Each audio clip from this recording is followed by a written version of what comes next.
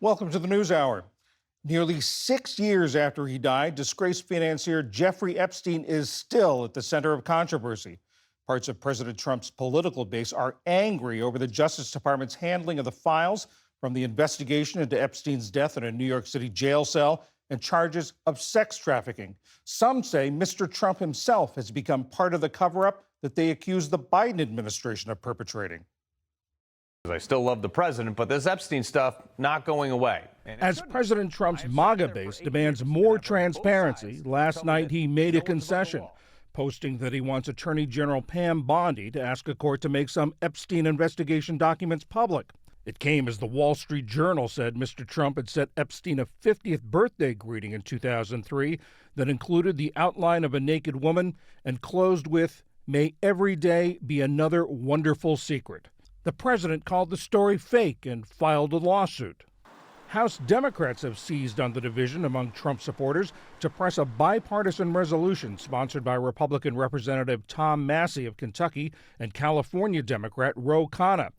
It calls on the Justice Department to release material from its sex trafficking investigation into Epstein. We should put everything out there and let the people decide it. On a podcast earlier this week, Speaker Mike Johnson, who rarely breaks with the president, agreed with critics who say the attorney general must be more transparent. She needs to come forward and explain that to everybody. So far, Mr. Trump has backed Bondi, who once claimed to have Epstein's client list on her desk, but now says no such list exists. On a podcast last fall before the election, Mr. Trump also referred to a list. It's just very strange for a lot of people that the list of clients that went to the island has not been made public. Yeah, it's very interesting, isn't it? Probably will be, by the way.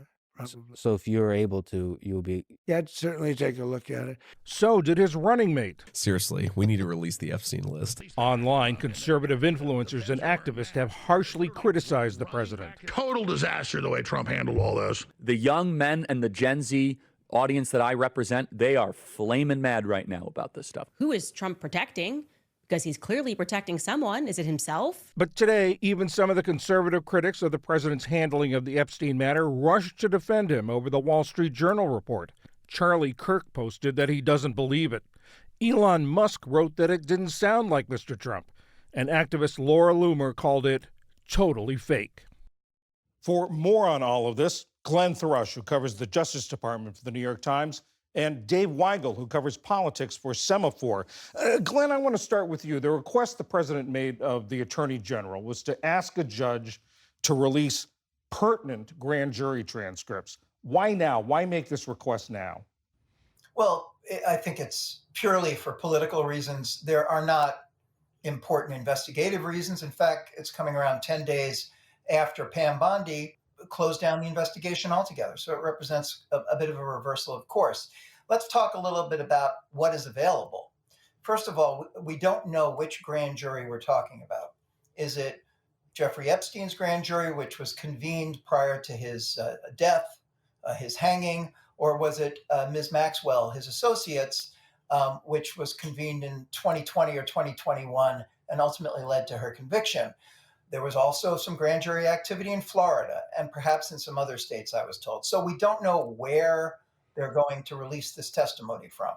The other question is, how do they define pertinent? We don't know. Is that just relating to Epstein? But the deeper question here is, what are we even talking about? These are transcripts that are very narrowly tied to the Jeffrey Epstein case.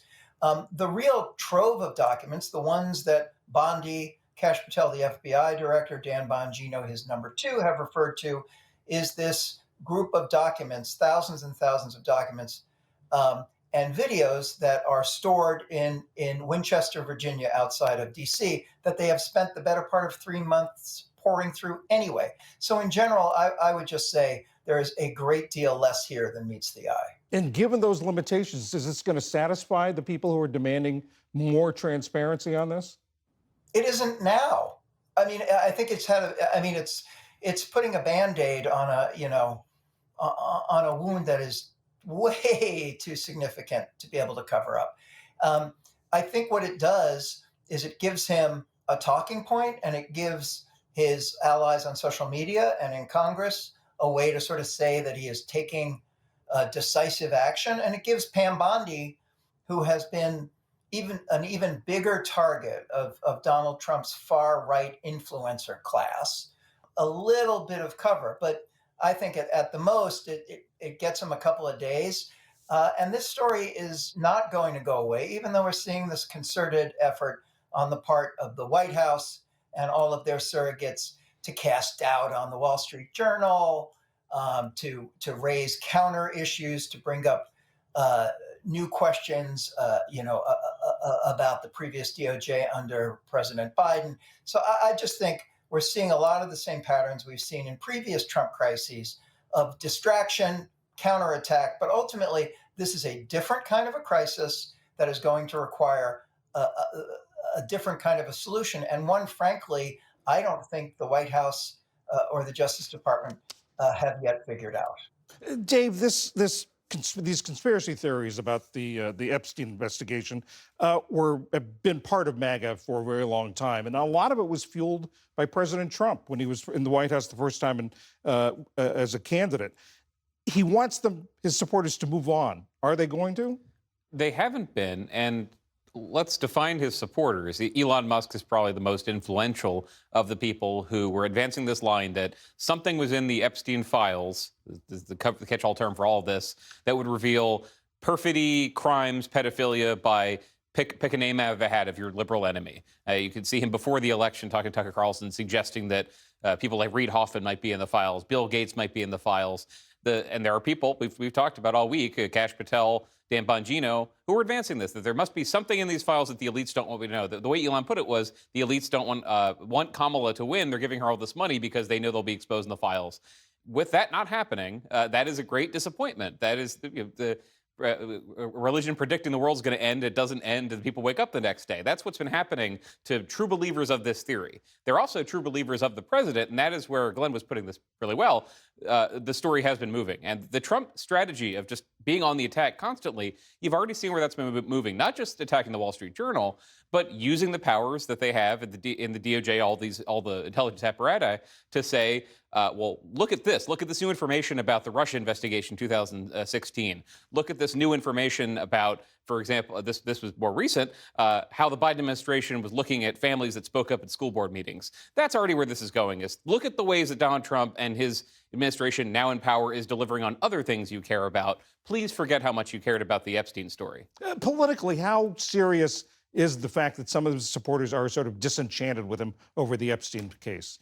It hasn't been that significant. There hasn't been polling on this except for how is the administration handling this, and it's been terrible. This is the first thing. Quinnipiac's polling was only 40% of Republicans said they were satisfied with the way the president was handling the Epstein files.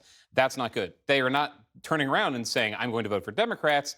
They're the hardest the people who are disappointed in this, we talked a lot in the press about the podcast culture, the new media. There are a lot of people who came in, voted for Trump for the reasons that I was discussing. Elon Musk supported Trump, who are not going to be enthused and are going to be disappointed. It'll be hard to convince them that actually they should care about some other investigation, some other revelation instead, because that one's not putting Hillary Clinton and Bill Gates in jail, frankly. And with Democrats, you don't find a lot of they certainly don't believe that there are files that are going to reveal everything about their enemies. They have these photos. We've all had the photos of Donald Trump and Jeffrey Epstein together. They've always seen this as something sort of embarrassing to Trump, but something that wasn't going to take him down. Dave Weigel of Semafor, Glenn Thrush of the New York Times, thank you both very much.